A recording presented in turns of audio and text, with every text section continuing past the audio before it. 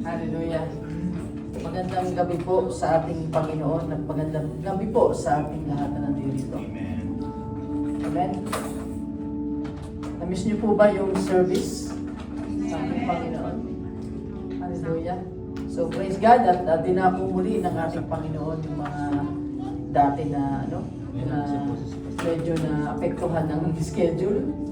Andito na muli yung iba. Salamat sa ating Panginoon. Hallelujah. So tonight, mayroon na namang panibagong ituturo sa atin ng ating Panginoon.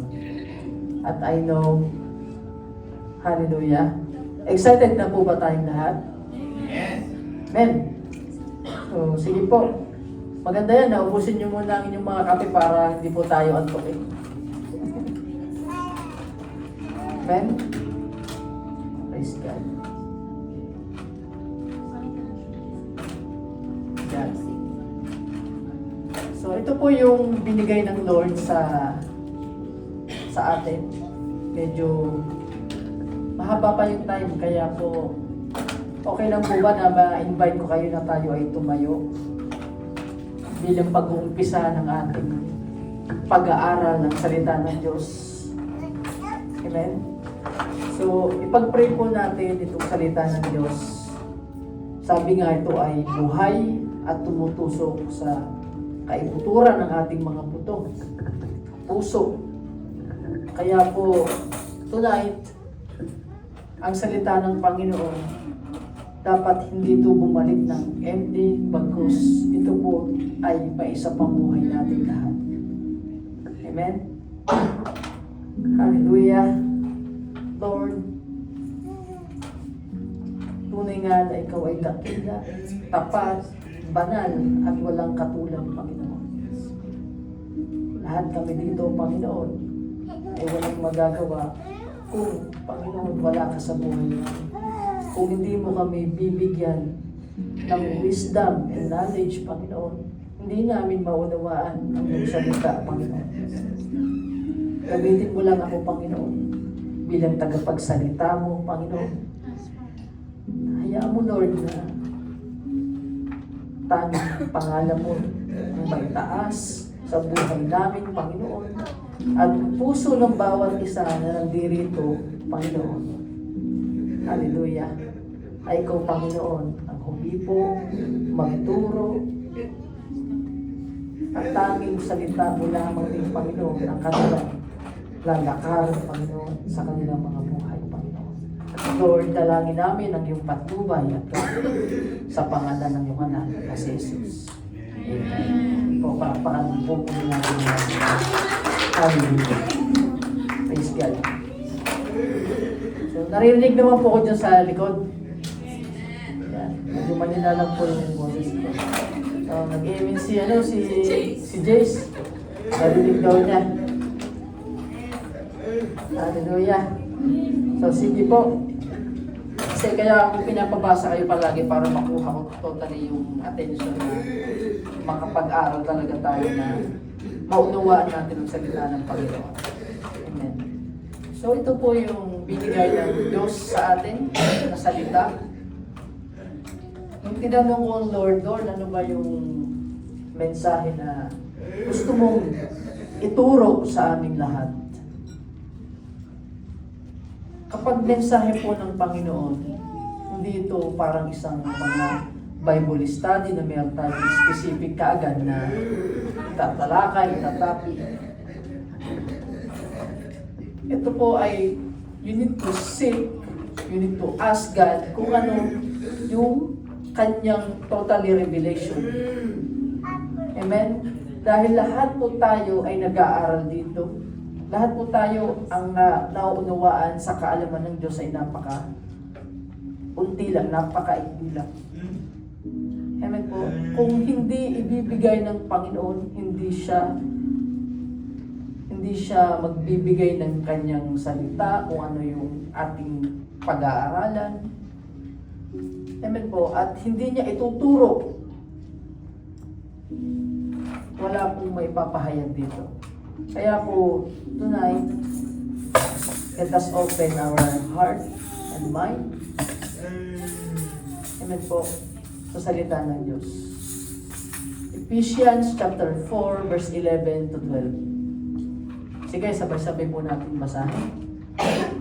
So Christ Himself gave the apostles, the prophets, the evangelists, the pastors, and teachers to equip His people for works of service, so that the body of Christ may be built up. Amen. So anong tawag po dito sa mga apostles, prophets, evangelists, pastors, and teachers? Kadalasan, ang nakikilala lang palagi ay ang tinatawag na pastors. Amen po? Tama po. Pag sa mga church, is lagi ang nasa mindset ng tao is yung gift ng pagiging pastor. Pero, ang sambahan po, ito po yung mga pinili at ginamit, inanoint ng Panginoon para mag-serve sa sambahan. Noon, this Yeshua Elohim Sanctuary ay kompleto. This gift, yung calling, yung tinatawag na fivefold ministry. Nandyan yung prophet, apostle, teacher, pastor, evangelist. Amen po. But now, purihin ng Panginoon, may natira na isang teacher, may natira na isang pastor. At I hope and I pray na magre-raise umuli ang Panginoon ng mga apostle, ng prophet, ng evangelist in this church. Evangelist, kaya marami na tayong prospect. But still pray to the Lord dahil siya naman yung nagre-reveal. Amen po? Kaya, alam niyo po, nilagay ng Panginoon itong mga leaders na ito. Ano po yung rason? Lahat po sila mayroong mga specific na calling na dapat gampanan sa Panginoon. Kaya po, we are blessed kung meron tayong lahat ng yan dito sa sambahan. Maari na hindi pa ito yung time, pero amen po, I know mapapangyari yan sa buhay ng bawat isa sa atin. Kung tayo ay may calling bilang apostle, may calling as a prophet, evangelist, pastor, teacher. Hindi natin alam. Amen po. Ikaw mismo at ang Lord ang makakaalam. Baka isang araw, Pastor Eldimar pala. Pastor na. Prophet Kuya Teng. I-release ng Lord. Hindi natin alam. Amen po. O, evangelist Romnick. Nagiging evangelist pala. Amen po. Kaya kailangan nating ipag-pray yun. O, meron pang teacher Precious. Hindi natin alam. Uupo lang. Amen? Praise God. So kung tatawagin kayo ng Panginoon on that calling, tatanggapin mo kaya? For His glory. Praise God. Alam niyo po ba, even ako, lagi ko itong nababanggit, hindi ko pinangarap na magpastor. Kahit noon pa. Naging Christian born again ako nung ako, sa mga hindi pa nakaalam pa. Nung pumunta lang ako dito sa UAE. But in Philippines, siguro yung isang taon kong kontrata dito na unang trabaho ko, nasa world pa yun. Amen? Totally, world na world. Wala kasi akong walang salita ng Diyos, walang Bible study, prayer meeting, walang service. But, praise the Lord, hallelujah. Hindi ko akalain na ako pala ay magpapastor. So, purihin ng Panginoon, kaya po sa buhay natin, maaring ayaw mo or hindi mo pa alam. Wala ko pong magagawa kung yan yung calling. Amen po. At hindi po yun naalis, patatanggal. Ikaw lang yung lalayo, pero ang Lord, patuloy kang i-encourage. Tulad ng kay Jonah, di po ba? Jonas. Grabe. Kahit siya'y paalis, alis ng alis, ano siya lang, ang tawag yun, tinatakbuhan niya. But the Lord, amen po, pilit siyang pinababalik dahil gagamitin ng Panginoon. Now, ano po ba yung rason? Bakit nilagay ng Panginoon itong mga leaders? Yan, nandiyan na po sa ating verse. To equip His people for works of service. So, yan ang pinaka-main. At ang, amen po, at ang magiging resulta dapat, so that the body of Christ may be built up. So nakalagay itong mga calling na tinawag ng Panginoon. Ang dahilan po nito para po tayo ay i-equip saan? Works of service. So hindi po nandito ang mga lingkod ng Lord para po maging clone na kayo ay bigyan ng presentation, kayo bigyan ng anything or pasayahin. Amen po. Nandun yun is a part. Pero yung pinaka-main purpose kung bakit nagtayo ang Lord ng mga ganitong, hallelujah, mga servant, para tayo ay turuan, i-equip, upang tayo rin, amen po, ay maglingkod sa ating Panginoon. Kaya po, hindi ka po basta-basta. Maaari ngayon, sabihin mo sa katabi mo, darating din yung time na magse-serve ka sa Panginoon. Hindi lang po. Yan. So lahat pala ng natututunan natin, ang dapat maging resulta yan ay maging workers po ang bawat isa. Amen po? Hallelujah. Batay kung ano man yung gift ng Panginoon. So, in order to build, anong i-build? The body of Christ. Kailangan po natin ang bawat isa. Nandito kami just to equip you. Paano ang gagawin? Pag-aaralan po natin mamaya. So ito yung mga specific na trabaho ng mga tinawag po kanina. The fivefold ministry. The fivefold ministry is divinely established and empowered by God. So ang Lord po ang nag-establish. Amen po? Tingnan mo yung mga calling, mga specific na ginagawa nito. Apostle, the sent ones, or church planters. Yan, ang calling nito more on pagtatayo ng mga sambahan. Meron ba dito nagdi-deserve na balang araw? Open ako ng church dito, sa Abu Dhabi, Omal Street. Saan? Sa Pilipinas.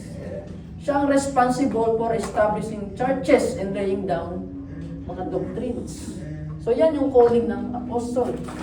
At ang prophets naman, the one who communicate direct revelation and insight from God to guide the early church. So ito yung nagko-communicate sa Panginoon, mayroong revelation ng Lord. Marami yan sa Old Testament. And also this New Testament, meron pa din ng Panginoon na ang calling ay prophets. Pakilala dati ni Kuya, ni Pastor Dex kay Kuya Don. Ano daw, prophet daw si Kuya Don. Naniwala ko, kala ko, prophet Don ko pa tinawag. Alam ko si Amen. Malay mo nga Father Don, magiging prophet ka pala na merong direct revelation sa Lord na ibibigay mo sa bawat isa. Amen. Amen po? Ano pa? Ito. Evangelist. Praise God. Amen? Passionate proclaimers of the gospel whose primary focus, ang focus niya ay to reach non-believers. So, ang pinupukusan nito ay makawin, makapag-invite ng hindi pa nakakakilala sa ating Panginoon and expanding the church. Amen po? Amen. Praise God, noong nakaraan, nag-evangelism po ang ating mga kapatiran sa Sarja. Praise God. Praise God. Puri na Panginoon, palakpakan natin ating Panginoon. Hallelujah. Sa pangunguna ng ating Deacon Joseph.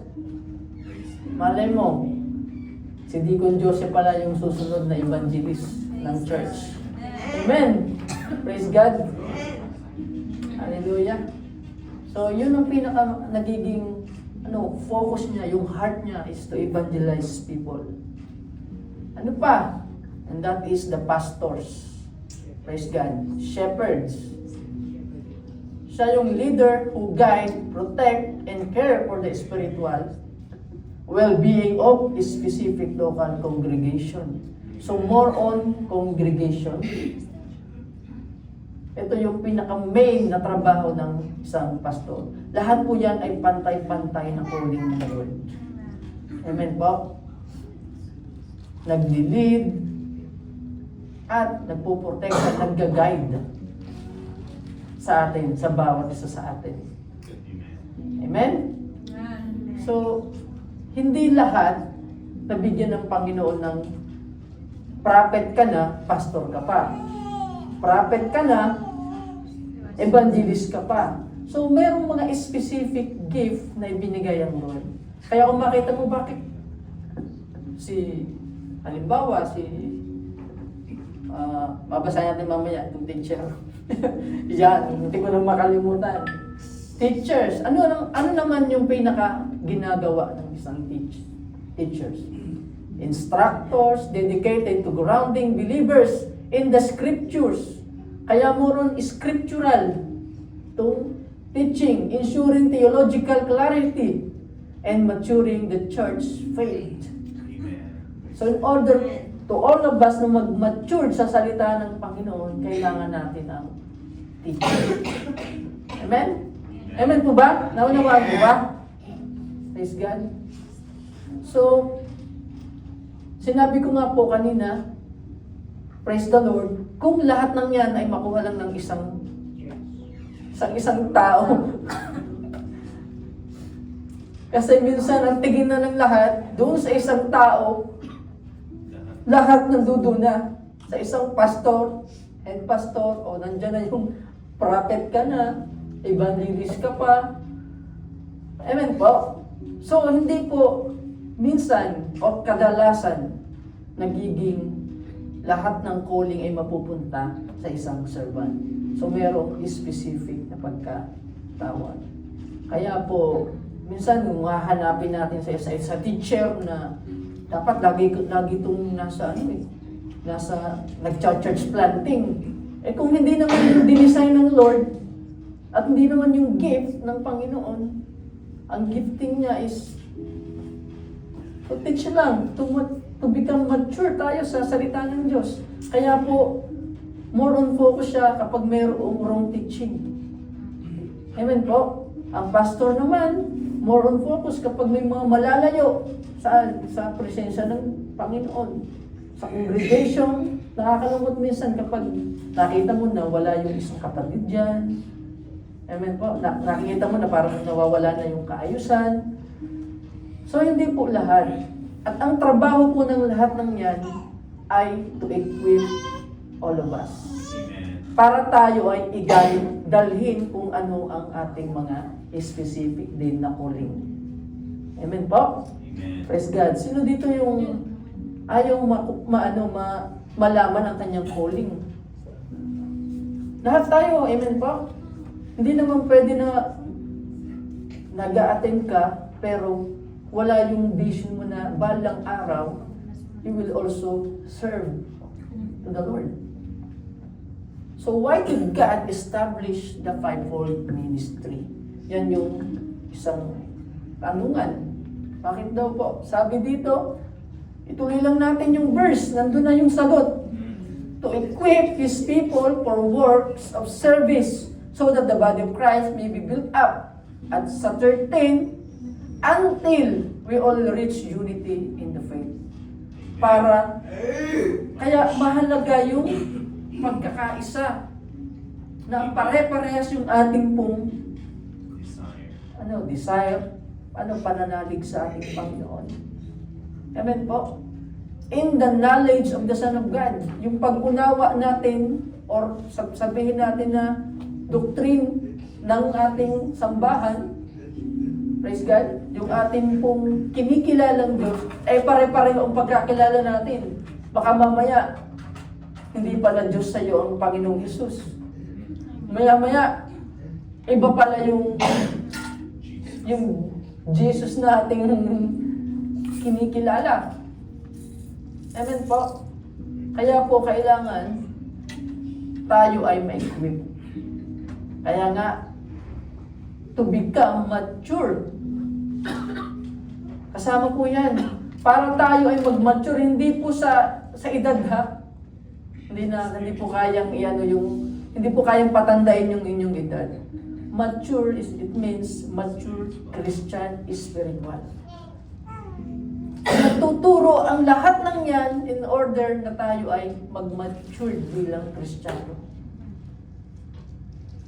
Kaya po, dapat isang taon na pero isang hakbang ka pa lang ng pagka-mature.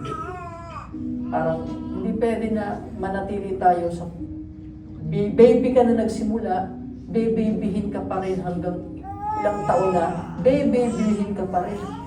Dapat sabi nga ng Panginoon, sabi nga doon sa nakalagay yun, sabi ng Lord na dapat sa inyo ang ipakain, babe pa rin eh. Kasi hindi pa handang tumanggap ng solid. Ang solid kasi para sa mga matured Christian.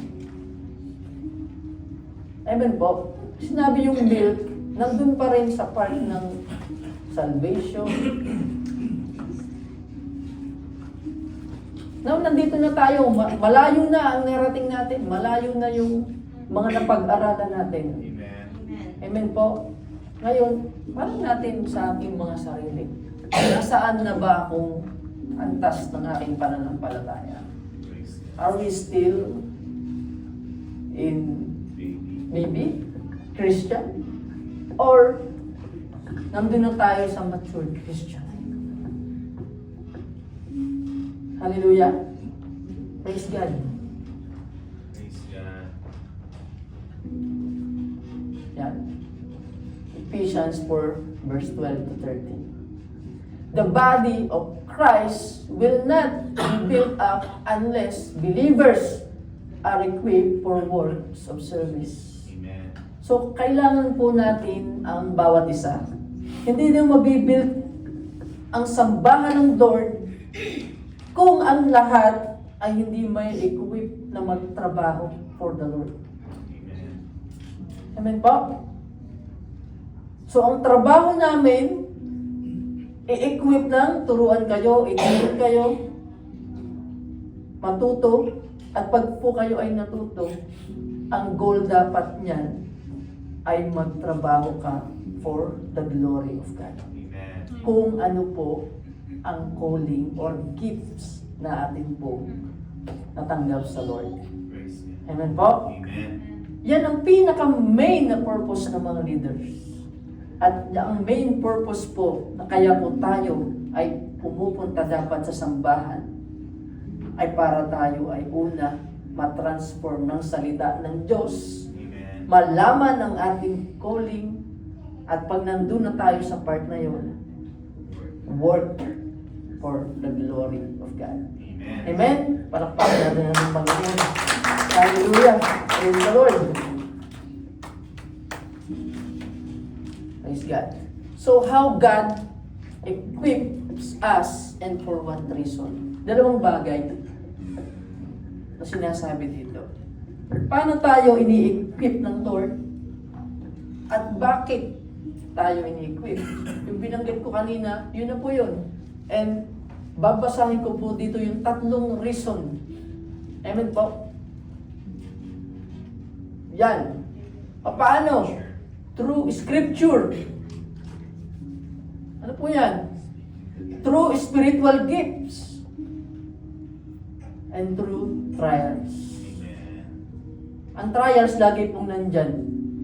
Kahit saan ka pumunta, kahit anong church ang puntahan natin, they are always have the trials. Dahil ang trials ang nagbibigay ng perseverance sa bawat isa. So ang rason is for words of service. Amen? Naunawa po ba? Nakikinig po ba na nandito po ba yung lahat? Amen. So, titingnan natin lahat ng yan mamaya. Pag-aaralan natin.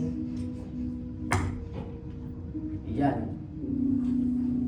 To establish a solid foundation. Ang sabi dito, when you are planning to build something, whether it is a physical structure, a project, an organization of your life, the most important thing to focus on are counting the cost before you begin. Tama po? And establishing a solid foundation. So, kapag magbibuild tayo ng isang bagay, amen, sa buhay natin, ang pinaka-main na dapat nating unahin is, tingnan mo muna, counting the cost. Ano ba yung aking kakaharapin kapag pumasok ako sa bagay na to? Nung kayo pumasok bilang isang Kristiyano, Christ-like, naisip ba natin kung ano ang pinagdaanan ng Panginoong Hesus? Amen po. Nung siya ay nagturo sa atin, halos lahat pinagdaanan niya. Binak siya, kung ano nung ginawa. So dapat sa mindset, sa puso't isipan natin, ang sinusundan natin ay ang Panginoong Hesus. Amen? Or followers of Jesus Christ. Amen. So, expected na natin na dadaan din tayo kung ano ang pinagdaanan ng Panginoong Hesus. Nandyan din yung marking, nandyan din yung iba't ibang klase ng pagsubok and trials. Pero ang sabi niya, I have overcome the world. Amen. Amen? Hallelujah! So, itong sinabi ng Lord na to is patungkol sa mga tao na gustong maging followers of Christ. Specifically, maging disciple of Jesus Christ. Sino dito mga graduate na ng disciples? Praise God. Nag-aaral. Yan. Amen po. Napag-aralan natin yan. Tama po? Amen. Nung pinasok niyo yung magiging disipulo, ano ba ang sabi ng Panginoon sa kanyang mga disipulo? Take up your cross, deny yourself. Daily pa yun, and follow me. Amen. So sinabi ba ng Lord na yayaman ka? Dito, puno ng ligaya, saya. Ano pa ang sinabi? May sinabi ba ang Lord na walang pagsubok, walang trials, pag lumapit ka? Ang sinabi na ng Lord, the burden is light. Amen. Bakit?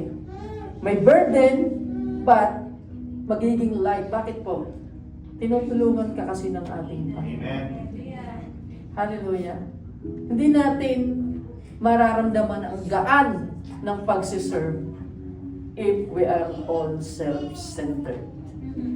Kaya po, ang sentro niyan ay serve to the Lord. You are not serving me. Amen po, and all the leaders. You are serving the Lord. Sabi ko nga, ang trabaho lang namin is to equip you, to guide you. Amen po? To address you on your calling. But the rest, that is from the Lord. Hallelujah. Amen. Praise the Lord. Praise God. So once na alam mo na ang iyong pinasok, amen po, tinansya mo na yung cost, which is, pag ako'y naging disipulo, sigurado i-purify ako ng word. Lilinisin, aayusin, at higit sa lahat, i-deny ko ang aking sarili. Marami kang bagay, amen po, na bibitawan just to follow Jesus. Amen. Kaya po, become a disciple of Jesus Christ. Hallelujah. Dapat equip talaga tayo. Kasi kung hindi po natin alam yung ating pinasa, baka konting trials, pagsubok lang, discouragement, mag-stop ka na. Amen po? Kaya we should be establishing a solid foundation. Ang pundasyon ng sambahan, o kahit anumang sambahan, sino po ang pundasyon? Jesus. Amen. Hallelujah. Walang sino mang tao ang pwedeng maging pundasyon, bagay sa mundo na maaring gawing pundasyon. Amen po? Amen. Ang tanging magiging pundasyon ng bawat isa sa atin ay ang pagkakaroon ng intimate relationship sa ating pong Panginoon. Amen. That is, sabi nga po una, scripture. So, kaya po, madalas, amen po, we are using always the word of God, the scripture. Luke chapter 14, verse 28 to 30. Basahin po natin lahat. For which of you intending to build a tower does not sit down first and count the cost, whether he has enough to finish it, Lest after he has laid the foundation and is not able to finish, all who see it begin to mock him, saying, this man began to build and was not able to finish. Ito yun yung sinabi ng Panginoon. Hallelujah. Tatawanan daw yung isang tao na nag-build tapos na-stuck lang doon sa saan? Sa may hollow block. Hindi nalagyan ng finishing. Hindi na nagkaroon ng bubong. Hindi na nagkaroon ng floor. Na-stop na doon. So, in world, maaari sa mga worldly pagtawanan ka. Nagtayo-tayo ka, di mo naman pala kaya. Kasi nung time na yun siguro, malakas pa ang kita. Na-stuck sa kalahati ang kita. So, hindi na natapos. And disciples, magiging followers ng Panginoong Jesus, dapat, una pa lang when you decide to follow God, Jesus, dapat ang mindset mo is to finish. That is calling. Calling, ano po yan? Hindi yan calling as, ano yung tawag dito? Panandalian. That is calling until the end, lifetime. Amen po? Magpa-follow pa ba tayo sa ating Panginoon? Amen. Are we still following Jesus until the end? Amen. Hallelujah! Palakpakan natin ating Panginoon. Kahit maraming pagsubok. Lord. Hallelujah! Praise God. Sabi ni Reverend Patrick Antwi, nakita ko doon sa Google. Sabi po niya, isa siyang minister ng sambahan ng Apostle Continuation Church. Sabi niya, a church without discipleship is like a school without teaching. So, ang main talaga is discipleship. Bakit po? Kasi yan yung pinaka-great commission. Amen. Kaya nga, praise the Lord, yung binigay ng Panginoon na team natin Praise God. ay ang discipleship. Go and make disciple of all nations. Amen. Purihin natin ang Diyos. Hallelujah. On that anniversary, I'm so excited sa ituturo ng ating Panginoon. So, ang isang church na walang discipleship or walang training to become a disciple, para daw siyang school na pupuntahan mo lang pero walang nagtuturo.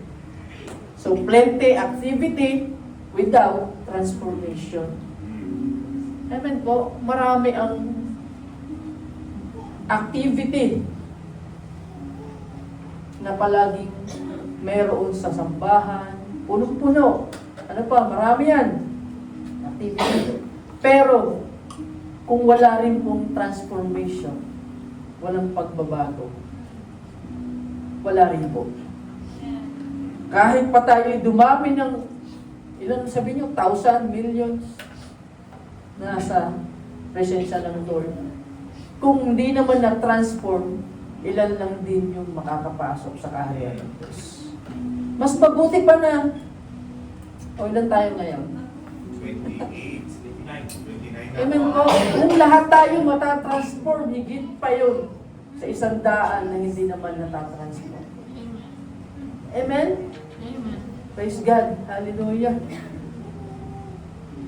Naniwala po ba tayo doon? Amen. The foundation is Jesus Christ. That is the Word of God and the Scripture. Amen. Kaya yung binanggit kanina to become mature. The Bible trains your mind and corrects our path. Amen. So, ano ba ang ginagamit ng mga servant ng Lord? Yung fivefold ministry. Ginagamit nila is Scripture, the Bible. Kaya po, hallelujah, sa preaching, ganun din, Word of God. So, para tayo po ay mabigyan ng training at makorek yung ating po tinatahak. Amen? So, di ba nung tayo ay hindi pa nakakarinig ng salita ng Diyos? So, kung saan-saan na lang yung ating tinatahak. Tama po?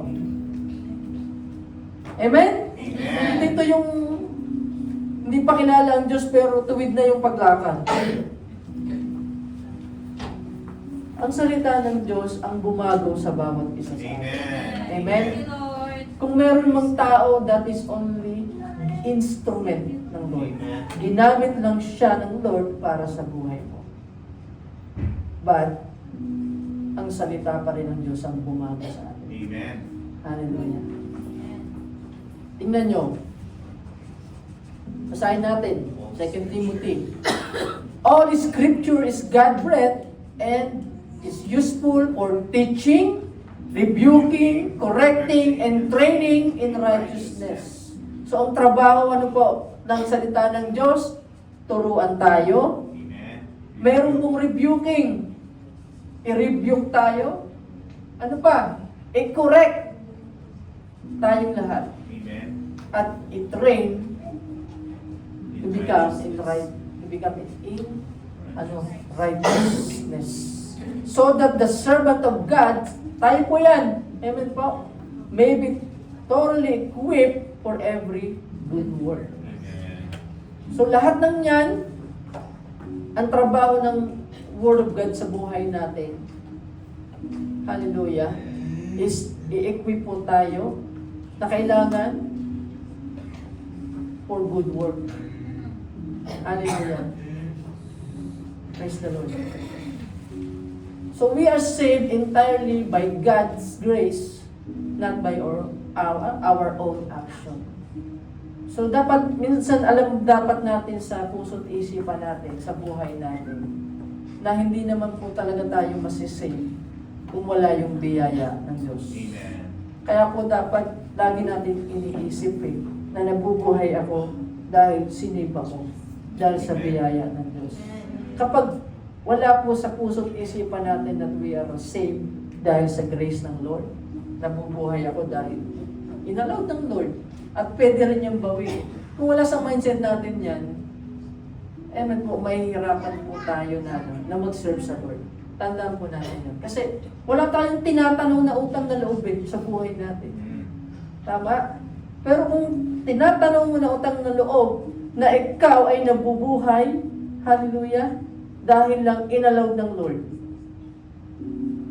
Or, ano sabi ng Panginoon, tinubos ka na, binili ka na. So, hindi mo na ito pag-aari. Tama po? Ano ba yung greatest gift na ibinigay ng Lord? The Son Jesus. Salvation. Amen. In the Lord. Meron ka pa bang hihingin na greatest gift sa mundo na higit sa salvation at sa ating Panginoon? Tanong natin sa sarili, meron pa bang the best na dinidesire ka? Nakuha na natin eh. Amen. So, kung nakuha mo na yung bagay na yon, ano pa ang gusto mong gawin dito sa mundo? Ano pa yung pinaka-main na gusto mong makuha? Amen po? So dapat, mindset natin, we are already saved, nakuha na natin yung gifts sa Lord. Then, panahon na para tayo naman ay mag-serve, mag-work for the glory of God. So we are transformed into new creation in Christ to live purposely. Amen? Our lives are God's handiwork or masterpiece. Ang buhay daw natin ay hinulma na ng Lord, ginawa na ng Lord. Amen. At dinisign niya para to walk out the good deeds He intentionally planned for us. Amen. Hallelujah. Sabi mo sa katabi mo, maganda ang plano ng Diyos sa buhay. Maganda. Plano ng Diyos. Buhay niyo. Hallelujah. That is biblical. Dito po yung kinuha. For it is by grace you have been saved through faith, and this is not from yourself. It is the gift of God. Not by works, so that no one can boast. For we are God's handiwork, created in Christ Jesus, to do good works which God prepared in advance for us to do. Amen. So, hallelujah. Wala ka nang hahanapin pa. Praise God. So, pinipray ka ng Lord para gumawa ka ng good works. In advance, niready na niya. Amen. Lalakaran na lang natin. Thank you, Lord. Amen? So, binanggit po kanina, paano tayo ini-equip? Una, kalimutan na, in Scripture, Word of God. Pangalawa, gift of the Holy Spirit. Kasi once we are already equipped sa salita ng Diyos, amen po? Ano dapat ang ating pong maging sunod na hakbang? Yung malaman na yung ating mga gift. Amen po? Maraming pong klase yan. Before na tumayo yung mga worship leader, meron siyang gift ng binigyan ng Panginoon ng talento. Talento sa pagsayaw. That is gift from the Lord. Praise God. To lead the worship. Amen po? So God gives us specific abilities to serve, encourage believers to actively desire, request, and nurture them to serve the church. Amen. Para magamit dito po sa sambahan. Sige po, basahin natin para hindi tayo antokin. In a large house, there are articles, Not only of gold and silver, but also of wood and clay. Some are for special purposes and some for common use. Those who cleanse themselves from the latter will be instruments for special purposes, made holy, useful to the master, and prepared to do any good work. Hallelujah. Pagpapakalap natin Panginoon. Hallelujah. So, wala po ditong no use. Lahat po tayo ay mayroong gamit. Binigay ng Panginoon yung article sa sa large house. We are tayo po yung nasa house ng Panginoon. Amen. Amen po? So, meron po for common use at meron din naman for special purpose. Amen? Amen. So, bawat isa sa atin ay meron pong purpose kung bakit nabubuhay. Amen? Amen. Hallelujah?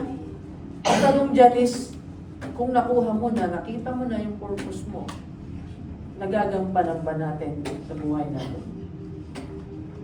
Meron pa bang ibang mas mahalaga sa purpose ng Lord sa buhay natin? Kaya, lagi kong tanong, ano po, in my life, meron pa ba akong purpose, Lord, sa ibang bagay? Amen po? Kung maaari lang talaga totally, you are fully serve the Lord. At yun naman talaga yung dinidesire ng Lord. Kung talagang nakuha na natin yung calling at purpose na i-reveal na sa atin ng ating Panginoon. Amen po? So dapat totally, hindi nagiging stagnant ang servant ng Lord. Dapat totally Always. Dapat, amen po sa lahat. Kasi, alam niyo yung magising tayo kinabukasan. That is, malaking blessing ng Lord. Amen. Sino dito nakakaalam na bukas, kung ano mangyayari sa araw ng bukas? Amen. So wala pong nakakaalam sa bawat isa sa atin kung ano mangyayari sa araw ng bukas. Kaya po, sabi ng Lord, mapalad yung mga tao na nadatna ng Panginoon na kanyang amo na nagtatrabaho for the glory of God. Amen? Kasi darating siya parang isang magnanakaw. Binigyan tayo ng stewardship kung ano man yung ipinagkatiwala sa atin. Amen. Amen po? At sa pinagkatiwala sa atin ito, dapat doon tayo nag-grow. So yung tao na nililinis, cleanse themselves from the latter, ay magiging instrumento for special purposes. Amen.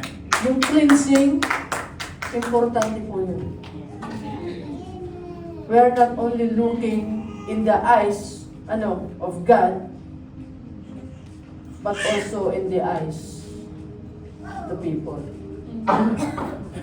Alam natin sa puso, sa bawat isa natin, amen po, kung hindi desire natin na maging totally useful tayo for the glory of God, linisin natin ang ating mga sarili. Amen. Magpalinis tayo sa Panginoon. Yes, Lord. Amen po? Amen. Ang nagbibigay po niya ng calling na to is ang Lord. Amen. Amen po? Ang kalinisan, hindi po yan sa panlabas. Nandun po yan sa kalooban natin. Amen. At ang Panginoon lang po ang tanging makakakita na. Amen po? Amen. Hindi po yung, hindi ko naman pwedeng halongkatin kung anong nasa puso't isipan mo. Hindi ko yun kaya. Ang Lord yung nakakakita na. At mapapangyari po yan kung talagang totally tayo ay surrender our life to our Lord. Amen? Praise God. Kaya po, mag-prepare tayo. Amen? Prepare to do any good work. Yes, Lord. Before the good work, we should cleanse ourselves. Amen. Hindi pwede na we are not equipped, hindi pa natin nauunawaan, or marami pa tayong reservation, and then you are sasabihin mo na, I will serve you, Lord. Amen? Praise God. Hindi ako pwedeng basta na lang magtawag na, magaling tong kumanta. Na dito and will anoint you. Nang hindi po equipped. Amen? Amen. So, yan po ay decision ng bawat isa. Gusto mong magpagamit sa Lord, then you need to cleanse yourself. 1 Corinthians chapter 12, verse 7 to 11. A spiritual gift is given to each of us so we can help each other. So to one person, the Spirit gives the ability to give wise advice. Merong gift of the Holy Spirit ng Give advice. Wise yung advice. magaling mag-advise, wise advice. Ano pa? Another, the same Spirit gives a message of special knowledge. Merong gift ng knowledge. Marunong sa salita ng Diyos. Ano pa? Yan yung mga gift. The same Spirit gives great faith. Yung pananampalataya na sabi nga ng Panginoon doon sa centurion, hindi niya nakita doon sa Israel yung ganong klase ng pananampalataya. Amen. Hindi nag-matter yung place. Kahit sino ka pa. Amen po. Kung ang gift mo ay yung pananampalataya, praise God. I pray to God na mayroong ganito sa sa ating sambahan. Yung may pananampalataya na that can move mountain. Amen. Hallelujah. And to someone else, the one Spirit gives the gift of healing. Amen. Mayroon siyang gift sa pagpapagaling. Amen po. Ang pagpapagaling ay hindi lang po sa mga doktor or anything. Meron pong spiritual na lunas. Di ba yung iba, sa mga testimony, nilabas na ng hospital, but yung prayer lang na nakapagpagaling. Amen. So the gifts of healing, binigay ng Lord. Ano pa? He gives one person the power to perform miracles and another ability to prophesy. Totoo po yan. And ability to discern. Amen. Yan yung mga gift. Speaking in unknown language, which is yung speaking in tongues. Ngayon, nakikita nyo ba yung sa mga binanggit ko yung gift na meron po kayo? Praise God. Ability to interpret. Lahat po na yan ay gift, Special. special gift na galing sa banal na Espiritu. Amen. So, amen? Yan po yung mga gagawin ng Lord to equip us. At imposible na hindi nyo po matanggap kahit isa man lang dyan sa aking nabanggit. Dahil already, nasasabi natin, di ba, that we are already serving the Lord. Amen po?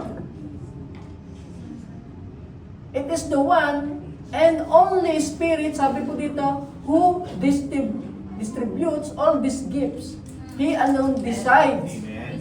which gift each person should have. Amen. Ang banal na Espiritu ang nagdesisyon kung anong gift ang ibibigay sa bawat isa sa atin. Amen. Amen? At ang purpose po nyo na to serve our Lord. Amen. Pangatlo, ito po, trials. Trials. Nandiyan na yung scripture, we already marunong na tayo. And then, nandiyan na rin yung gift na binigay sa atin. Nandiyan din po ang trials. Yan ang mga hardship. Ano po yun? Build endurance, character, and strength. Amen. Ang trials pala ang nagbibigay sa bawat isa ng ng endurance, yung maging ang character natin ay mahubog at tayo ay mapalakas. Amen. Amen po. Tingnan mo, kapag wala kang masyadong pinagdadaanan, pagsubok, hindi mabibuild yung yung sarili mo. Pero kung ikaw dumaan na sa iba't ibang klase ng pagsubok, I know kahit anong pagsubok na dumaan na dyan, hindi ka na maliligaw. Praise God. Kasi alam mo na alam mo na kung paano siya i-counter. Amen? Kaya po, hardship, napaka-importante po niya. God equips us through trials by refining our faith, building endurance, and teaching us deeper dependence on Him. Amen. Through trials, marami ang nag-submit sa Lord. Amen. Tama po? Kadalasan, kinakailangan pong bigyan ng trials just to follow Jesus. Just to believe in our Lord. Tama po? Amen. Amen? Ay kung lahat tayo na nandirito, na-build yung ating pananampalataya nung tayo nakaranas ng matinding problema. Praise God. Na sinunod ng Panginoon. Praise God. Amen? Kaya po, ang trials ay kakambal ng Kristiyano. Because yan yung hubog sa ating pananampalataya. Kaya sa Romans chapter 5, verse 3 to 5, we can rejoice too when we run into problems and trials. For we know that they help us develop endurance. Ang dinedevelop niya, endurance. And endurance develops strength of character. And character strengthens our confident hope of salvation. Amen. And this hope will not lead to disappointment. Amen po. Di ba nagkakaroon tayo ng pag-asa doon sa matinding pagsubok?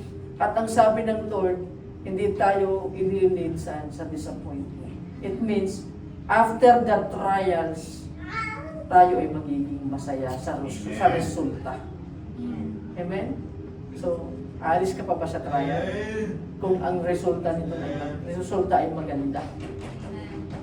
For we know, sabi dito, how dearly God loves us because He has given us the Holy Spirit to fill our hearts with His love.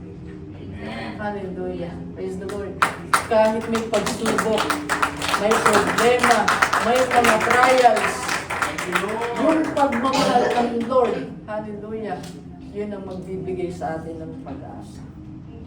So, work of service.